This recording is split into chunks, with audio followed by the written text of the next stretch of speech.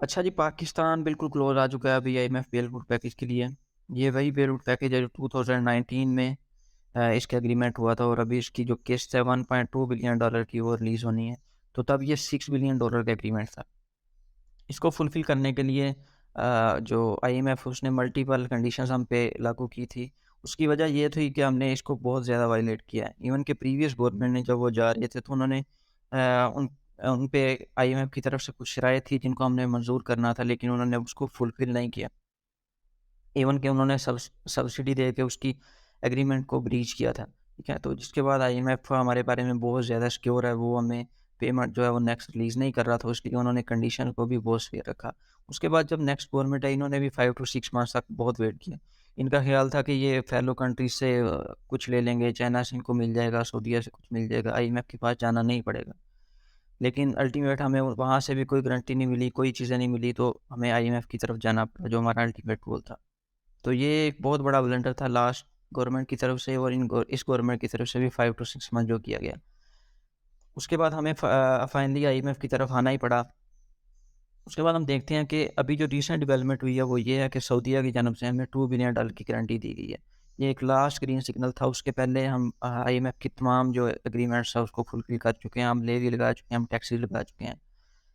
उसके अलावा हम इंपोर्ट्स बैन कर चुके हैं, हम सिर्फ मैंडेटरी इंपोर्ट्स हैं हमारी, उसके अलावा एलसी जो है हमने क्लोज़ की हुई हैं, जिसकी वजह से हमारी इकोनॉमी का जो है वो सत्यानाश हो चुका है। तो हम एग्रीमेंट जो आईएमएफ के वो सारे फुलफ़िल कर चुके हैं, सिर्फ एक एग्रीमेंट रहता था, वो ये था कि हमने फेलो कंट्री से कंडीशन लिखवा के लेके आनी थी, हमने फेलो कंट्री से गारंटी लेके आनी थी। वो अभी आज उसमें जो डेवलपमेंट हुई है वो ये है कि सऊदीया ने गारंटी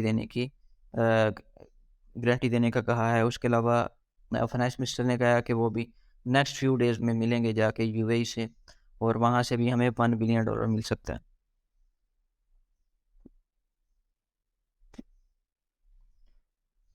अच्छा जी, आईएमएफ की तरफ से कुछ मज़ीद कहा गया है कंडीशंस का, जिसके बारे में सबसे पहले जो इंटरेस्ट रेट हमारा पहले ही बहुत ज़्यादा है, ठीक है?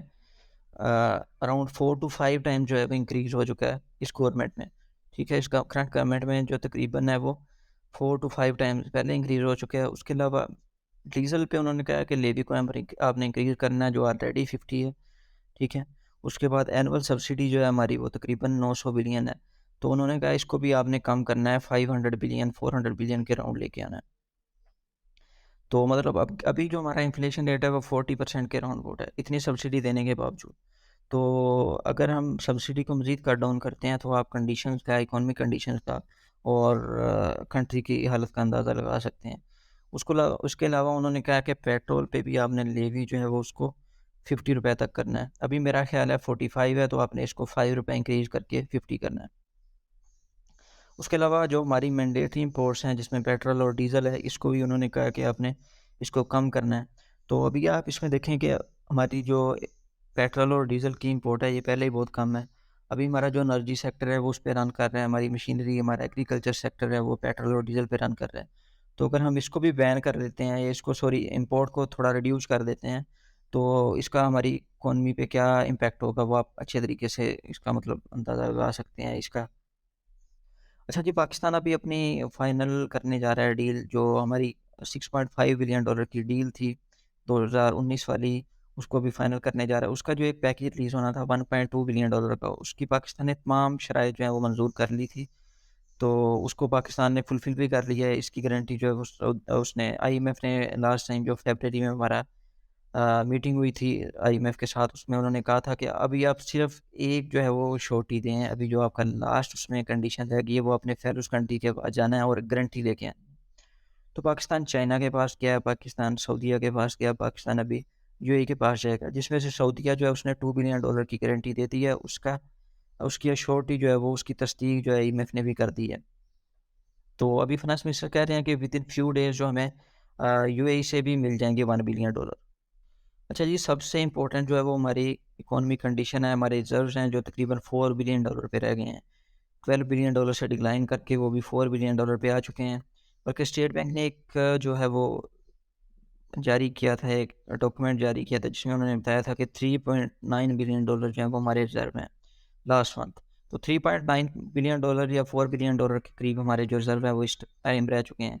और ये रिज़र्व जो $4 बिलियन है, ये देख लें आप कि लास्ट 6 मंथ्स को हमने इंपोर्ट्स और एलसीज़ को बैन किया हुआ है। उसके बावजूद बैन किया या हमारी जो सिर्फ़ मैंडेटरी इंपोर्ट्स हैं वो हो रही हैं। आप अक्सर न्यूज़ में सुनते होंगे कि कुछ कार्स कंपनी हैं वो छोड़ के जा रही हैं, कुछ मेडिकल कंपनीज़ हैं वो छोड़ के जा रही हैं, कुछ ने अपना टेम्परेरी बिज़नेस को क्लोज़ कर दिया। ये सारा इसी वजह से हो रहा है कि पाकिस्तान ने अपनी इंपोर्ट्स और एलसीज़ को बैन किया हुआ है। उनके पास खाम माल नहीं है चीज़ें बनाने के लिए। और पाकिस्तान की जो मंथली इंपोर्ट्स हैं वो अराउंड $4 बिलियन हैं, ठीक है? अब हमारे रिज़र्व्स हैं वो भी $4 बिलियन हैं, हमारी जो मंथली इंपोर्ट्स हैं, मैंडेटरी इंपोर्ट्स हैं वो भी अराउंड $4 बिलियन के करीब हैं। तो आप समझ लें कि 1 मंथ तक जो है हम अपने कंट्री को इस रिज़र्व पे सर्वाइव कर सकते हैं। लेकिन हम बिल्कुल भी नहीं ड्रेन हो सकते कि हम अपने रिज़र्व को बिल्कुल ज़ीरो पे ले जाएँ, तो ये भी कंडीशन जो है वो बहुत सीवियर होगी। जैसे मैं आपको बांग्लादेश की एग्जांपल देता हूँ। बांग्लादेश की अभी 30 बिलियन के करीब जो है वो रिज़र्व है और वो आईएमएफ के पास चला गया है। आईएमएफ के पास बहुत देर बाद गया है बांग्लादेश, लेकिन वो राइट टाइम पे गया है, ठीक है? जिसकी वजह से आईएमएफ ने उन पे कोई कंडीशंस नहीं लगाई क्योंकि उनके पास अच्छे रिज़र्व हैं। आईएमएफ को उनकी अपनी गारंटी है, ठीक है? पाकिस्तान की तरह नहीं है कि $3 बिलियन जो है हमारे रिज़र्व हों और हम आईएमएफ के पास गए हैं, ठीक है? तो आईएमएफ के पास ये एक सिक्योरिटी होती है, आईएमएफ के पास एक चीज़ होती है जब आपके रिज़र्व में कुछ पैसे पड़े हों। बांग्लादेश के पास अभी $30 बिलियन रिज़र्व है, तो उनके पास आईएमएफ को नेगोशिएशन करने में कुछ ज़्यादा जो है वो चीज़ें नहीं बर्दाश्त करनी पड़ी। पाकिस्तान का सबसे बड़ा मसला ये है, पाकिस्तान इकोनॉमिक कंडीशन को तभी रियलाइज़ करता है जब उसका लास्ट टाइम आ जाता है, ठीक है? जब उसके पास इम्पोर्ट के पैसे नहीं रहते, उसके पास उसकी एक्सपोर्ट ज़ीरो हो जाती हैं, उसके पास एलसीज़ ओपन करने के पैसे नहीं रहते, ठीक है? उसके पास रिज़र्व जो है वो बिल्कुल डिक्लाइन हो जाते हैं। तब पाकिस्तान जो है वो हाथ-पैर मारता है। उससे पहले वो सोचता है कि उसे शायद किसी और तरफ से जो है रिलीफ़ पैकेज मिल जाएगा। लेकिन ऐसा नहीं है। अब हमें अपने नेबर कंट्री की तरफ देखना चाहिए, इंडिया की तरफ। इंडिया का भी यही हाल था 1991 में। उनके पास भी अराउंड 2 हफ्तों के जो है वो रिज़र्व रह गए थे, 2 वीक्स के रिज़र्व रह गए थे। उसके बाद इंडिया ने जैसे सर्वाइव किया, जैसे वो उसके बाद उनको आईएमएफ के पास जाने की ज़रूरत नहीं पड़ी। इंडिया ने क्या किया, इंडिया के पास गोल्ड था, उन्होंने वो उसके पास स्विट्ज़रलैंड के पास रखा गिरवी। उसके बाद उन आईएमएफ के पास गए, उनको आईएमएफ से $2 बिलियन मिले।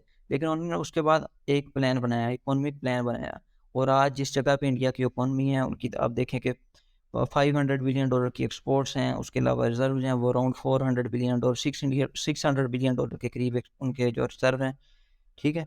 तो आज वो कितनी जायंट इकोनॉमी बन गई, उसकी सिर्फ यही वजह है कि उन्होंने एक दिन बैठ के प्लान किया है, ठीक है? अपनी चीज़ों को वो सब कुछ उसके बाद नेगोशिएट करना स्टार्ट किया कि 1991 के बाद उनकी इकोनॉमी कंडीशन है वो इम्प्रूव होती गई और हमारी जो इकोनॉमी कंडीशन है वो डॉलर बेस्ड थी, जहाँ पे अगर किसी नेबर कंट्री में अमेरिका इन्वेड करता था, वहाँ से थोड़े डॉलर आ जाते थे। वो हमें लगता था कि जैसे हमारी इकोनॉमी बूम कर रही है।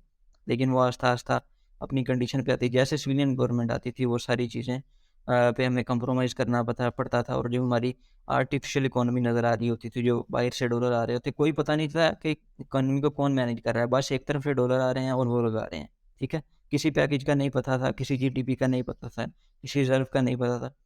तो वो अल्टीमेट जो है सारी चीज़ों का आस्ता-आस्ता अभी बियर करना पड़ेगा करंट गवर्नमेंट को और नेक्स्ट गवर्नमेंट को। तो ये कंडीशन अभी रहने वाली हैं लंबे अरसे तक।